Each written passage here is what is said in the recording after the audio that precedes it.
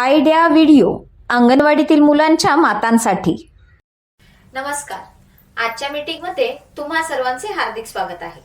मागच्या आठवड्यातील किचनमधील smart tips, व्हिडिओमधील माहिती आणि वयोगटानुसार दिलेली वर्कशीट यावर गटात चर्चा करून तुम्ही मुलांसोबत ही कृती केली असेलच।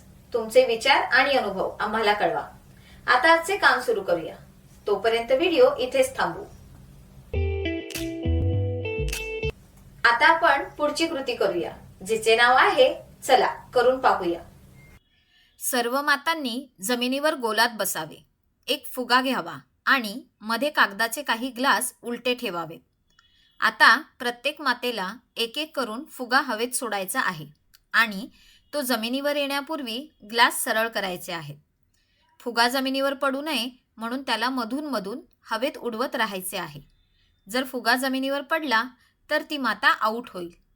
जी माता सर्वात जास्त ग्लास सरळ करेल ती विजेता असेल। आता पुढील क्रियाकृती करू, जिचे नाव आहे काही नवीन शिकूया। प्रथमोपचार ही पहिली मदत असते, जी आपण एखाद्या जखमी किंवा आजारी व्यक्तीला त्वरित देतो, जोपर्यंत डॉक्टरांची मदत मिळत नाही। हे जीव वाचवण्यासाठी उपयुक्त ठरते आणि उपचार मिळेपर्यंत त्या व्यक्तीची परिस्थिती नियंत्रणात ठेवण्यास मदत करते। एखाद्याला अचानक दुखापत होते किंवा कोणी आजारी पडते तेव्हा लगेच दिली जाणारी मदत म्हणजेच प्राथमिक उपचार होय। जर काच लागून इजा झाली तर जखम स्वच्छ पाण्याने धुवा, स्वच्छ कपड्याने किंवा पट्टीने झाका। जर जखम गंभीर असेल तर डॉक्टरांना दाखवा। जर मूल पडले आणि त्याला किरकोळ जखम झाली तर त्याला शांतपणे बसवा। जखम स्वच्छ पाण्याने धुवा, अँटीसेप्टिक लावा आणि आवश्यक असल्यास पट्टी बांधा। पायात लचक आल्यास किंवा स्नायूंना ओढ बसल्यास त्या व्यक्तीला विश्रांती घेऊ द्या। सौम्य मालिश करा आणि गरम पाण्याचा शेक द्या। जर कोणी चक्कर येऊन पडले तर त्याला जमिनीवर सरळ झोपवा, त्याला हवेशीर जागेत ठेवा आणि शुद्धीवर आल्यावर साखर पाणी द्या।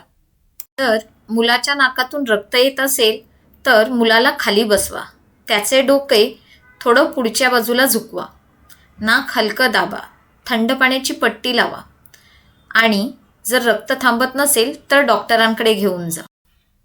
एखादी जखम गंभीर असेल किंवा घरगुती उपायांनी त्याला फरक पडत नसेल तर त्वरित डॉक्टरांकडे घेऊन जा। तेच योग्य तपासणी करून औषध देतील। घरात आणि शाळेत फर्स्ट एड बॉक्स ठेवावा। चला आता पुढील क्रियाकृती करू, जिचे नाव आहे घरी जाऊन मुलांकडून करून घ्या।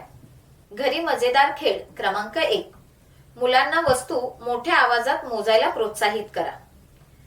खेळ क्रमांक 2, मुलांना शारीरिक क्रियाकृतींचे पॅटर्न तयार करण्यात सहभागी करा, जसे की टाळी, उडी, वाका इत्यादी, आणि त्या पॅटर्नची पुनरावृत्ती करत खेळ सुरू ठेवण्यास प्रोत्साहन द्या। दिलेल्या वर्कशीटमध्ये मुलांच्या वयोगटानुसार क्रियाकृती दिली आहे, त्या समजून घ्या आणि मुलांकडून करून घ्या।